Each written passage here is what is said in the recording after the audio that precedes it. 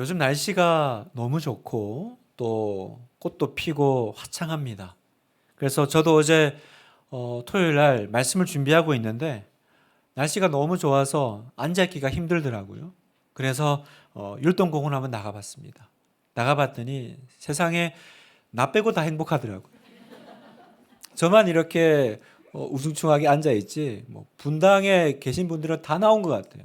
뭐 풀밭에 빼꼼한 데가 없고 다 나와서 얼마나 행복한지요. 거기다가 이제 어제 율동공원에서 이렇게 좋은 행사 하나가 있었습니다. 오후 4시에 무슨 합창단이 나와서 이렇게 또 연주회를 하는데 제가 나갔을 때는 막 리허설 중인 거예요. 곡을 들어보니까 다 제가 좋아하는 곡들. 너무 그 시간에 나와서 그걸 듣고 싶더라고요. 그래서 제 마음에 간절한 기도가 나왔습니다. 하나님, 한 주만 땡땡이 치겠습니다. 근데 하나님이 대답을 안 해주세요. 아무 말이 없어요. 그 무슨 뜻일까요? 빨리 들어가라는 거죠. 들어가서 설교 준비해야지. 그래서 다시 제 방으로 들어오는데 얼마나 안 들어오고 싶은지. 제가 새삼 이렇게 주일날 이 모든 날씨와 행사를 이겨내고 오신 여러분들 참 귀하다는 생각이 들었습니다. 다 퇴근한 교회 들어와서 앉아 있는데 심술이 돋는 거예요. 그래가지고 다시 다 나오라 그럴까 교육자들? 뭐 그런 생각도 해보고. 성도 여러분, 저를 긍휼히 여겨주시기를 바랍니다. 오늘 주제입니다. 팔복을 살펴보고 있는데 이제 절반 왔습니다. 5번째 복이죠. 긍휼히 여기는 자는 복이 있나니. 자, 7절 한번 보겠습니다. 같이 한번 읽어볼까요? 시작. 긍휼히 여기는 자는 복이 있나니 그들이 긍휼히 여김을 받을 것이며. 저희가 이제 앞주까지 4가지 복에 대해서 살폈죠. 어떤 것이 있었습니까? 심령이 가난한 자, 애통하는 자, 온유한 자, 의에 줄이고 목마른 자. 여러분이 이 앞에 4가지 복을 가만히 보면 특징이 있어요. 이 복의 특징은 뭐냐면 하나님과의 관계에서 어떻게 해야 되는지를 설명하고 있는 복이라는 거죠. 그러니까 하나님과의 수직적인 관계에서 어떤 사람이 되어라, 어떤 사람이 복 있는 사람이다라는 걸 말씀하셨다면 오늘 이제 살펴보는 이 5번째 복은 수직이 아니라 수평적인, 다시 말해서 사람들과의 관계에서 어떻게 하는 것이 복 있는 사람인지를 설명하고 있다라는 것입니다. 하나님과의 관계가 바르게 섰습니까? 그러면 그 사람은 반드시 이웃과의 관계에서도 바르게 설 것이다 라고 말씀하시면서 그 첫 번째 모습이 뭐냐? 그 사람은 다른 사람에 대해서, 이웃에 대해서 긍휼히 여기는 사람이 된다라는 거예요. 하나님과의 관계가 복되게 서 있는 사람은 다른 사람을 향해서 이제 긍휼한 마음으로 바라보고 섬기게 된다라는 것이 오늘 말씀입니다. 자, 이 말씀을 함께 우리가 살펴보기를 원하는데요. 여러분, 먼저 이게 긍휼이라는 단어입니다. 잘 안 쓰는 겁니다. 성경에 나와 있으니까 우리가 말하지 우리가 일상에서 긍휼히 여긴다 이런 말은 잘 안 쓰죠. 이 긍휼이라는 단어는요, 헬라어 원어로 보면 엘레오스라는 단어인데 이 단어를 우리가 좀 이렇게 일상에 잘 아는 단어로 바꾸면 사실은 자비라는 뜻입니다. mercy죠, 자비. 그래서 이 7절은요, 이렇게 번역하면 훨씬 더 와닿고 이해가 쉬워요. 자비를 베푸는 사람은 복이 있습니다. 왜냐하면 자비를 베풀면 스스로가 자비를 입게 될 것이기 때문입니다. 느낌이 오시죠? 자비를 베푸는 사람이 복이 있는데 왜요? 그 사람이 하나님께 자비를 입고 주변 사람에게 자비를 입을 것이다라는 거예요. 참고로 이제 성경에는 자비도 있고 긍휼도 있습니다. 한글로 자비도 있고 긍휼도 있어요. 따로따로 뭔가 느낌이 다르게 있지만 성경에는 사실은 자비와 긍휼을 뜻하는 단어가 한 단어일 경우가 많습니다. 원어를 보면 다 엘레오스라는 단어라는 거예요.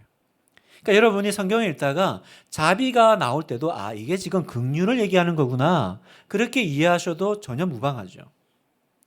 자, 그러면 여러분 정리를 해보면 긍휼이 뭘까요? 자비가 뭘까요? 우리가 긍휼히 여긴다, 자비를 베푼다 그러면 좀 측은지심을 생각합니다. 그러니까 다른 사람을 동정하고 또 불쌍히 여기고, 그죠? 좀 다른 사람을 좀 이해하는 마음, 그런 마음을 우리가 이제 긍휼이라고 생각을 합니다. 그러나 성경은 조금 달라요. 성경이 말하는 긍휼은 당연히 그런 마음을 가지고 있습니다. 그러나 거기서 한 걸음 더 나아가야 돼요. 자, 그러면 성경에서 말하는 이 긍휼이 정확히 어떤 의미일까? 이걸 우리가 좀 실제적으로 좀 와닿게 이해를 해야 되는데, 예수님께서 우리에게 좋은 예화를 하나 설명해 주셨어요.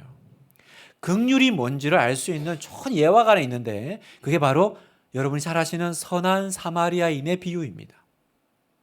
다 아시잖아요. 선한 사마리아인의 비유. 어떤 겁니까? 어떤 한 유대인이 그 여리고를 이렇게 넘어가는데, 그 여리고를 넘어가는 길이요, 아주 이렇게 좀 험합니다. 그래서 그게 꼭 강도들이 이렇게 출몰을 하는 지역이죠. 이 유대인이 그 길을 넘어가다가 강도를 만나서 거의 죽게 돼요. 그래서 이제 다 뺏기고 길가에 쓰러져 있는데, 다행히도 그 옆을 지나가는 한 사람이 등장합니다. 첫 번째 지나가는 사람이 제사장이다라고 말했습니다. 제사장. 얼마나 딱 도와주기 좋은 사람입니까? 그런데 이분이 그냥 지나가요. 그리고 다시 조금 있으니까 두 번째 사람이 지나가는데 레위인이 지나갑니다. 레위인은 제사장과 함께 성전을 돕는 성직자죠. 지도자입니다. 그런데 이 사람도 그냥 지나가요. 생각을 해보면 이 두 사람이 지나가다가 피 흘리고 이렇게 쓰러져 있는 사람을 발견했다면 당연히 어떤 마음이 들었겠어요? 이게 무슨 일일까? 이거 큰일 났네. 아마 불쌍히 여기는 마음도 있을 거고 동정하는 마음도 있었을 거예요. 그러나 이 두 사람은 그런 마음만 가졌을 뿐 지나갔습니다. 무슨 얘기냐면 여러분, 성경에서 말하는 긍휼은 그렇게 불쌍히 여기고 동정하는 마음을 가지는 걸 긍휼이라고 말하지 않는다는 거예요.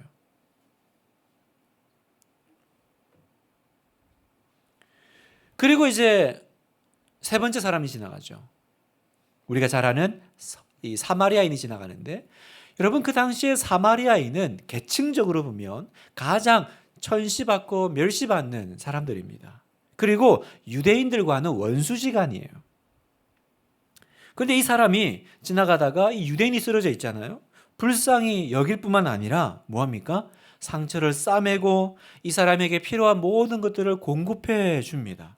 자, 그 내용이 이제 누가복음 10장 33절인데 제가 한번 읽겠습니다. 어떤 사마리아 사람은 여행하는 중 거기 이르러 그를 보고 불쌍히 여겨 가까이 가서 기름과 포도주를 그 상처에 붓고 싸매고 자기 짐승에 태워 주막으로 데리고 가서 돌보아 주니라. 그 이튿날 그가 주막 주인에게 데나리온 2를 내어주며 이르되 이 사람을 돌보아 주라. 비용이 더 들면 내가 돌아올 때에 갚으리라. 똑같이 불쌍히 여겼죠. 제사장과 레위인처럼 불쌍히 여겼는데 차이는 어디 있습니까? 불쌍히 여긴 마음을 넘어서 다가가서 조치를 취하죠. 예수님께서 이 비유를 이야기하시면서 물으셨어요. 자, 이 세 사람 중에 누가 강도 만난 사람의 이웃이냐? 라고 물었을 때 사람들이 이렇게 대답했습니다. 37절이요. 같이 한번 읽겠습니다. 시작. 자니이다. 예수께서 이르시되 가서 너도 이와 같이 하라 하시니라. 누가 강도 만난 자의 이웃이냐? 그랬을 때 자비를 베푼 자니이다. 여러분 여기 말하는 이 자비라는 단어가 제가 조금 전에 설명했듯이 바로 긍휼을 뜻하는 엘레오스라는 단어를 쓴다는 거예요. 그러면 여러분, 긍휼은 무엇입니까? 긍휼은 불쌍한 마음을 가지고 동정하고 측은히 여기는 마음을 넘어서 예수님이 말씀하시는 긍휼은 뭐예요? 그 문제를 해결하기 위해서 자기 자신의 일과 이익을 잊어버리고, 이 사마리아인은 자기 지금 갈 길이 있잖아요. 그걸 지금 포기하죠. 그리고 멈춰서서 또 자기 지갑을 열어 또 돈을 주고 더 필요하면 내가 돌아오는 길에 더 갚겠다. 그렇게 구체적으로 행동하는 것이 바로 성경이 말하는 예수님이 말씀하신 긍휼이다라는 거예요. 정리하면 긍휼은 그냥 이렇게 불쌍한 마음을 품고 누군가를 측은지심으로 바라보는 마음이 아니라 그 마음도 필요하지만 거기서 한 걸음 더 나아가 행동하는 거라는 거예요. 자, 그래서 오늘 우리가 이 예수님이 보여주신 이 선한 사마리아인의 비유에서 긍휼이 무엇인지를 조금 더 세부적으로 살피기 원하는데 네 가지, 긍휼의 네 가지 모습이 있습니다. 자, 첫 번째 긍휼은 어떤 모습을 가지고 있냐? 긍휼은 행동하는 것이다라는 거예요. 행동하는 것이다. 여러분, 긍휼은 감정이 아니라 행동하는 것입니다. 조금 전에도 설명드렸지만 긍휼은 머리나 마음속에만 있는 것이 아니라 긍휼은 손과 발에 있는 거예요. 어떤 분들은 원래 감성적으로 이렇게 눈물이 많은 분들이 있어요. 감격도 잘하고 잘 울고, 그래서 뭐 TV에 뭐 월드비전이나 컴패션 이런 거 방송 나오면 눈물 없이는 못 지나갑니다. 어떡하냐 저거. 이런 분들은요, 말도 참 따뜻하게 하고 눈길도 참 따뜻합니다. 그리고 항상 이런 사람들에 대한 이야기도 자주 하고 그런 것을 대화 주제 삼는데 거리낌이 없어요. 그러나 그건 긍휼이 아니라는 거예요. 성경이 말하는 긍휼의 수준은 그게 아닙니다. 뭐라고요? 긍휼은 불쌍히 여기는 마음이 아니라 더 나아가서 행동하는 거라는 거죠. 여러분, 하나님의 긍휼을 생각해 보십시오. 하나님은 하늘에서 내가 너를 사랑한다, 내가 너를 용서해, 그렇게 그냥 공허하게 소리만 친 긍휼과 사랑이 아니라 죄와 사망 권세 아래서 신음하고 있는 우리를 불쌍히 여기셨죠. 그 다음 어떻게 하셨어요? 자기 독생자 아들을 십자가에 내어주신 긍휼이라는 거죠. 말로 하늘에서 사랑한다고 외친 긍휼이 아니라는 거예요. 여러분, 예수님은 말로만 우리를 사랑하신다고 하지 않으셨습니다. 하나님이신 그분이지만 하늘 보좌를 버리고 이 땅에 내려오셨죠. 그리고 나와 같은 인간의 몸을 입으셨어요. 그리고 우리의 죄를 짊어지시고 십자가를 외면하지 아니하시고 그 길을 걸어 들어가신 사랑입니다. 정리하면 하나님의 긍휼은요, 행동하는 긍휼이었습니다. 하나님의 사랑은 행동하는 사랑이었어요.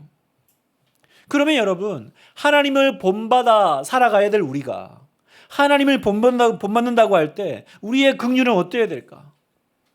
마음과 생각에만 머물지 않고 우리도 행동에 옮겨야 한다는 거예요.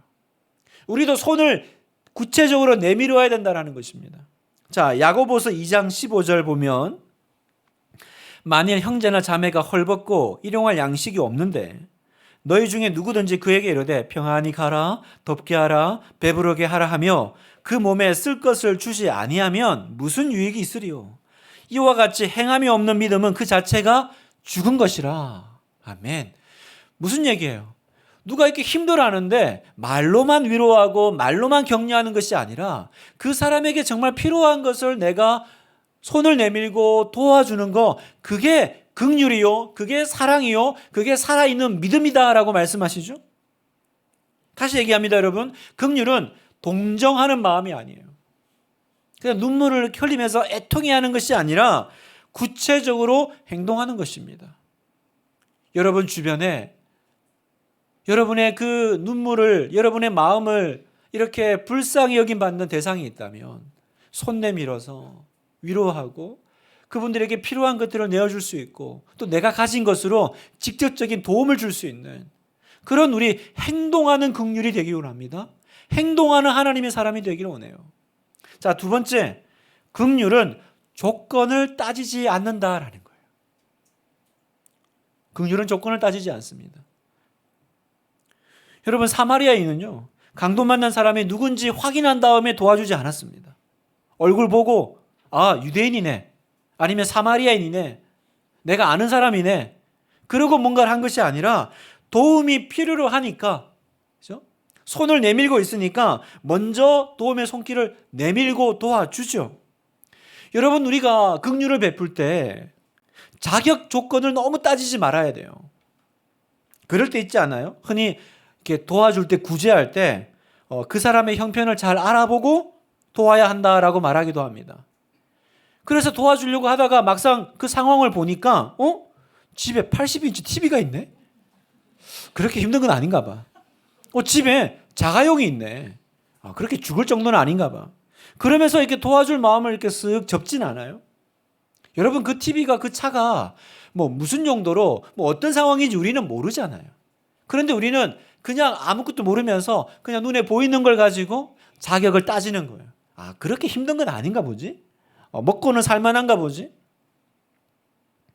여러분, 신명기, 구약 성경 신명기 15장에 보면 우리가 다른 사람을 도와줄 때 어떤 마음으로 도와줘야 되는지 가이드가 나와요. 자, 신명기 15장 9절을 보면 같이 한번 읽어볼까요? 시작. 삼가 너는 마음에 악한 생각을 품지 말라. 곧 이르기를 일곱째 해 면제년이 가까이 왔다 하고 내 궁핍한 형제를 악한 눈으로 바라보며 아무것도 주지 아니하면 그가 너를 하나님께 호소하리니 그것이 내게 죄가 되리라. 자, 여기 보면 이게 무슨 말이냐면 유대인들은요, 그 모든 빚을 탕감해 주는 면제년이 7년마다 온다라는 거죠. 그러니까 이제 면제년이 얼마 안 남았는데, 예를 들어 이제 면제년 이제 선포하는 모든 빚이 탕감되는 해가 이제 1년 남았는데 그 사이에 누가 도움을 요청하면 갚을 기간이 길지 않잖아요. 그러니까 상환받기가 힘들 수 있지 않겠어요? 그래서 여기 보면 내 궁핍한 형제를 악한 눈으로 바라보며, 이게 무슨 말이냐면 왜 지금 도움을 요청하지? 이렇게 조금 버티면 안 갚아도 된다고 생각해서 지금 얘기하는 거 아니야? 지금 돈 빌려주면 돌려받기 힘들 텐데 일부러 지금 이야기하는 건가? 이렇게 바라보지 말라라는 거예요. 도와주고 싶은데 도와주면 이 돈 가지고 제대로 쓸지 제가 잘 모르겠어요. 보니까 제대로 이게 사용처가 분명한 건지. 성경은 이걸 악한 마음이라는 거예요. 도와주면 도와주는 거지. 제대로 알고 도와줘야 돼. 거기 지금 어떻게 사용할지, 사용처가 어떨지, 이 단체가 어떤 건지 물론 알아봐야 되죠. 그러나 내가 그 자격 이렇게 따지다가 내 할 본분을, 도와줘야 될 타이밍을 놓치지 말라라고 하시는 겁니다. 그래서 남을 도울 때 원칙은요, 어떻게 도와야 됩니까? 내가 나를 돕듯이 남을 도우라는 거예요. 누가복음 10장 27절. 내 이웃을 내 자신같이 사랑하라 하였나이다. 여러분, 내 문제라면, 여러분 내 아이 문제라면, 우리 가족이라면 나중에 돕겠어요? 아직 그렇게 어려운 상황은 아니야, 그러면서 뒤로 미루겠습니까?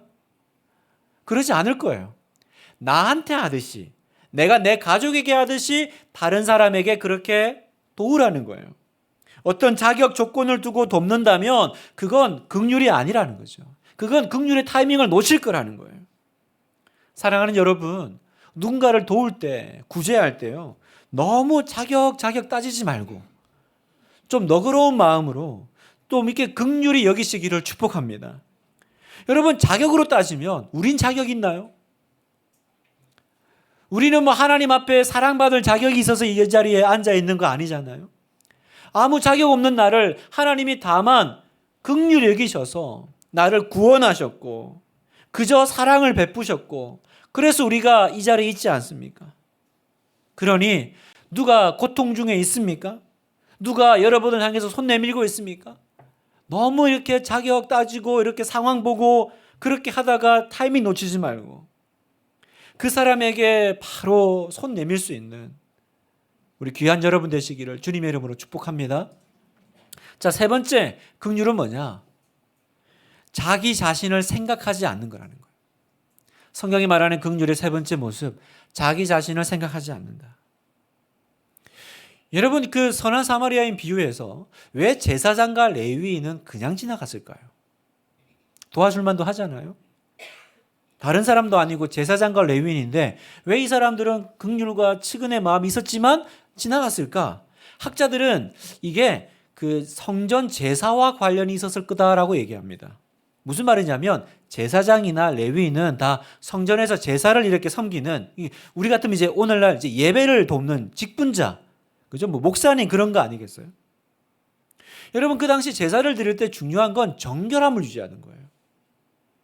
그러니까 그 사람들 입장에서는 내가 이렇게 피 흘려 쓰러진 사람 돕다가 그 피 묻어가지고 부정하게 되면 내가 지금 가서 섬겨야 될 제사를 지금 못 드리는 그런 차질이 벌어질 수 있잖아요. 그게 얼마나 어려운 일이겠어요. 그러니까 내 상황을 고려하면 도울 입장이 아닌 거죠. 그런데 여러분, 사마리아인은요, 전혀 그런 관계나 입장을 따지지 않고 그냥 돕습니다. 사실 관계로 따지면 이 사람은 더더욱 도울 입장이 아니죠. 설명드렸듯이 사마리아인과 유대인은 철천지 원수지간이에요. 더군다나 유대인들이 사마리아인들을 무시하는, 서로 대등하게 미워하는 것도 아니에요. 아주 이렇게 개취급을 하는, 멸시천대하는 그런 관계입니다. 그러니까 쓰러져 있는 유대인을 봤을 때 그냥 개인적인 인간적인 생각으로만 하면 그런 생각도 들지 않았겠어요?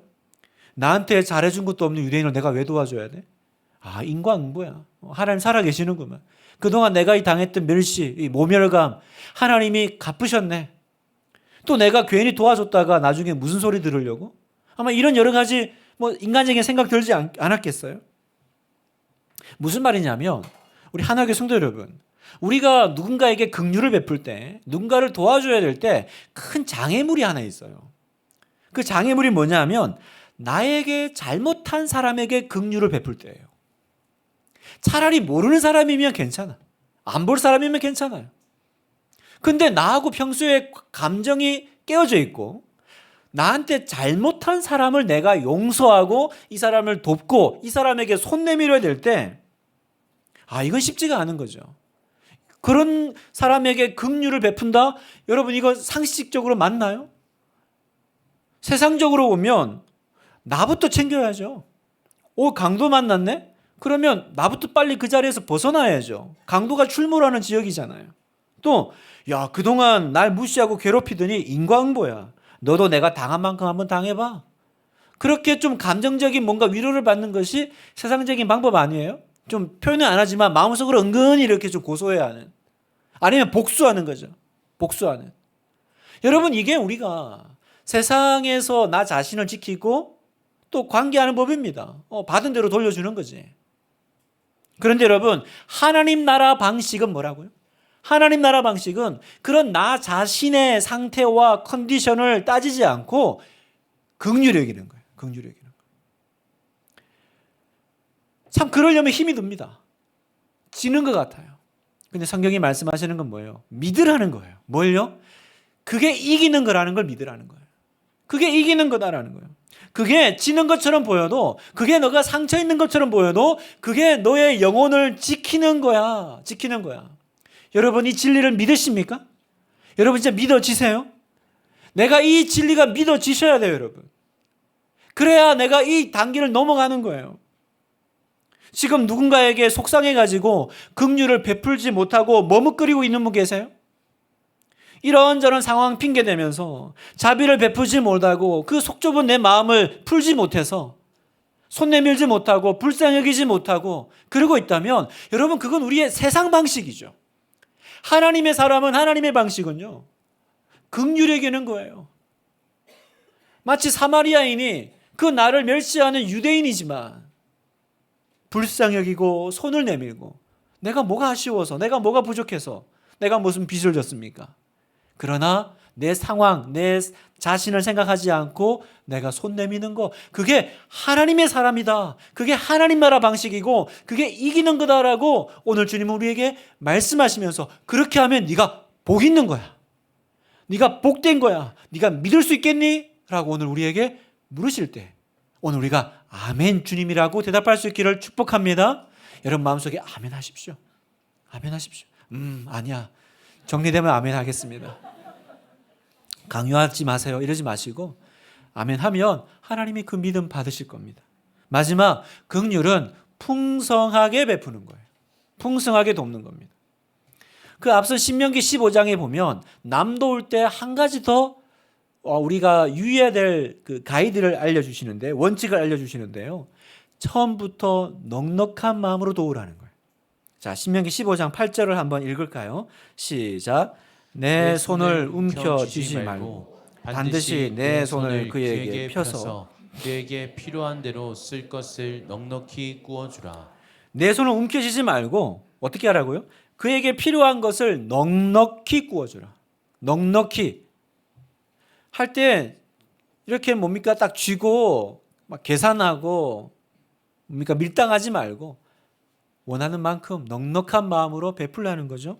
또 10절에 보니까 너는 반드시 그에게 줄 것이요 줄 때는 아끼는 마음을 품지 말 것이니라. 이로 말미암아 내 하나님 여호와께서 내가 하는 모든 일과 내 손이 닿는 모든 일에 내게 복을 주시리라. 여러분, 성경에 이런 표현이 있습니다. 줄 때에는 아끼는 마음을 품지 마라. 이런 표현이 성경에 다 있네요. 여러분, 우리가 다른 사람을 돕다가 시험 드는 경우가 있어요. 언제 시험 드냐면 내가 참 어렵게 도울 마음을 가졌는데 돕다 보니 이 사람이 염치가 없어. 그런 마음이 힘들어져요. 어렵게 내가 지금 도우려고 했는데 이 정도 나는 생각했는데 더 내놓으라고 하면 얼마나 염치가 없어요. 그때 마음이 탁 닫혀요. 그죠? 나는 이 정도까지만 생각했는데 더 내놔라 그러면 처음에 돕겠다고 했던 좋은 마음이 사라지고 원망하게 되죠. 그러니까 도우면서 미워하는 이상한 일이 이제 벌어지는 겁니다. 도우면서 마음이 계속 무거워지는 거죠. 그래서 성경이 말씀하시는 게 뭐예요? 해결책이 뭡니까? 처음부터 넉넉한 마음으로 그냥 베풀라는 거예요. 처음부터 넓고 큰 마음을 가지고 베풀면 그 뒤에 어떤 걸 요구받더라도 아예 넓은 그릇으로 마음으로 준비해 갔으니 그게 너에게 부담이나 짐이 되지 않을 거다라는 것입니다.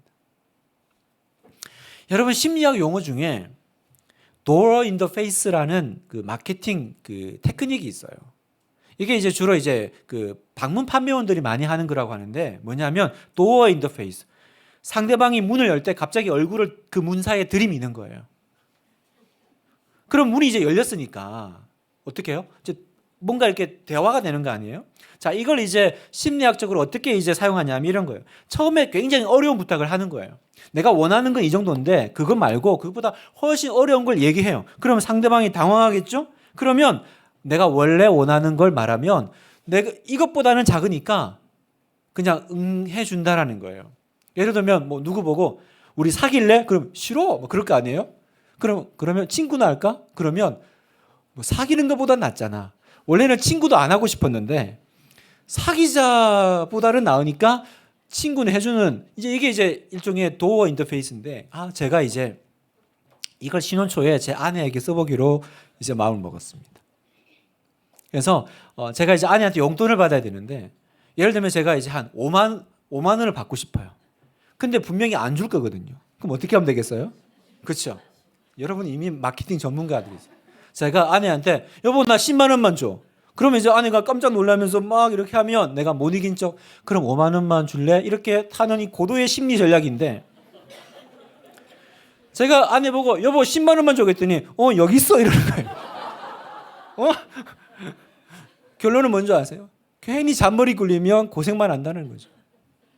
여러분 우리가 뭔가 이렇게 원래 아낌없이 넉넉한 마음으로 대하면 모든 게 편하고 걸릴 게 없는데 막 이렇게 뭔가 이렇게 이미 쪼잔하고 작은 소심한 마음을 가지고 우리가 상대를 대할 때는 계속 하면서도 괴로운 거예요.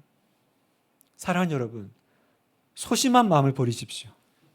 이 소심한 마음, 이 작은 마음을 가지고 뭔가 긍휼을 베풀다 보면 긍휼을 베풀면서도 문제가 생겨요. 말씀을 마무리하겠습니다. 제가 언젠가요? 그 연말 그 교구 종강 모임을 할 때 우리 순자님들하고 종강 모임을 하는데 제가 그 종강 모임에서 우리가 방금 얘기했던 이 선한 사마리아인 설교를 한 적이 있습니다. 그러면서 그냥 하면 재미가 없으니까 제가 좀 이렇게 분위기를 위해서 즉흥 연기를 시켰어요. 즉석에서 이제 순자님 몇 분을 뽑아가지고 배역을 주고 이제 즉흥 이제 선한 사마리아인 연극을 시킨 거예요. 뭐 등장인물이야 뭐 정해져 있잖아요. 제사장, 레위인, 뭐 강도 만난 유대인 그리고 사마리아 한 5명 있으면 되잖아요. 그래서 이제 쫙 시켜서 뭐 내용은 다 아니까 대본도 필요 없습니다. 알아서 하라 그랬어요. 그랬더니 이제 순자님들이 엄청 싫어하는 게 보여요. 뭐 이런 걸 시키냐 뭐 그러면서 시큰둥하게 시크하게 하는데 하다 보니까 이분들이 연기에 이제 집중하게 된 거예요. 처음에는 이렇게 뭐 약간 가볍게 뭐 시크하게 하다가 점점 이제 진중해지기 시작하는 거예요. 강도는 진짜 강도 짓을 하고요. 당한 사람은 진짜 아파하고요. 하이라이트는 마지막 이제 이 선한 사마리아인이 이 다친 유대인을 주막에 맡기는 장면인데 그 선한 사마리아인 맡은 분이 굉장히 좀 이렇게 시크하신 여순자님이셨는데 그분이 이제 이 쓰러진 이제 우리 그 유대인 여순자님을 이제 맡기면서 갑자기 지갑을 꺼내시는 거예요. 그러더니 막 돈을 막 세다가 그냥 지갑을 가슴에 주면서 이거 다 쓰고 또 필요하면 또 얘기하세요. 그러면서 울먹거리시는 거예요. 그러니까 누워있던 여순자님이 다 써도 돼요? 이러면서 막 좋아하시면서 감동받아가지고 그래가지고 이제 막 그 연극이 막 너무 이렇게 생각보다 너무 은혜롭고 재밌어진 거죠. 제가 이 말씀을 준비하면서 그 생각이 나고 또 왜 이 말씀을 여러분에게 이야기를 들려드리냐면 우리에게 어려움이 있어요. 두려워하는 게 있어요. 그게 뭐냐면 못하겠다라는 거죠. 지금 내 코가 석자고 나 하나 간수 제대로 못하는데 내가 무엇 누구를 남을 도우며 내가 누구를 섬기며 또 내가 지금 그 사람하고 관계가 지금 어려운데 내가 어떻게 손을 내밀겠냐 못하겠다라는 거죠. 그런데 여러분 배역이 주어지니까 하다 보니까 하나님께서 은혜를 주시더라고요. 긍휼히 여기는 자는 복이 있나니 긍휼히 여김을 받을 것이며 무슨 얘기입니까? 먼저 시작하면 내가 너를 긍휼히 여길 거라는 거예요. 내가 너를 귀하게 여길 거라는 거예요. 그래서 여러분 내가 긍휼 사역을 하잖아요. 누군가에게 긍휼을 베풀면 항상 그 자리에는 하나님의 어떤 기적이 있어요. 왜 그런 줄 아세요? 그게 이 세상을 바라보시는 아버지 하나님의 가장 중요한 마음이기 때문에 그래요. 여러분 우리 아버지의 마음에는요 어떤 마음이 충만할까요? 그렇죠. 긍휼의 마음이 충만하세요. 그런데 누가 그 긍휼의 마음을 따라 흉내내잖아요. 처음에는 막 시크하고 아닌 것 같은데 내가 그걸 하면 그 아버지의 마음을 따라하는 것만으로도 하나님은 그게 너무 소중하고 귀하기 때문에 그 긍휼을 베푸는 그 과정 가운데 여러분에게 기적을 베푸시는 거예요. 그러니 어떻게 됩니까? 여러분 시작하십시오. 내가 뭐 그럴 처지가 아닌데가 아니라 내가 손을 내밀고 내가 다가가면 내가 마음을 열면 그 뒤에 누가 하세요? 하나님께서 그 기적을 베푸시더라는 거예요. 내가 남을 귀하게 여기고 긍휼히 여길 때 하나님도 나를 긍휼히 여기실 거예요. 그럼 반대로 어떻게 될까요? 내가 긍휼을 베풀지 않으면 나도 긍휼 없는 삶을 살아야 돼요. 야고보서 2장 13절 긍휼을 행하지 아니하는 자에게는 긍휼 없는 심판이 있으리라. 긍휼은 심판을 이기고 자랑하느니라. 긍휼이 행하지 않아요? 그럼 너에게는 긍휼 없는 삶이 있을 거라는 거예요. 긍휼 없는 심판이 너에게 있을 거라는 거예요. 그러나 긍휼이 있니? 그러면 너에게 오는 그 심판도 이겨낼 거야. 너의 삶을 하나님 앞에서 자랑하게 만들 거야. 오늘 사랑하는 여러분, 하나님의 사람이 되어 다른 사람을 향하여 불쌍히 동정하는 마음뿐만 아니라 베푸십시오. 긍휼히 여기십시오. 또 말로만이 아니라 행동하는 긍휼이 있는 복된 하나님의 사람 되시기를 주님의 이름으로 축복합니다.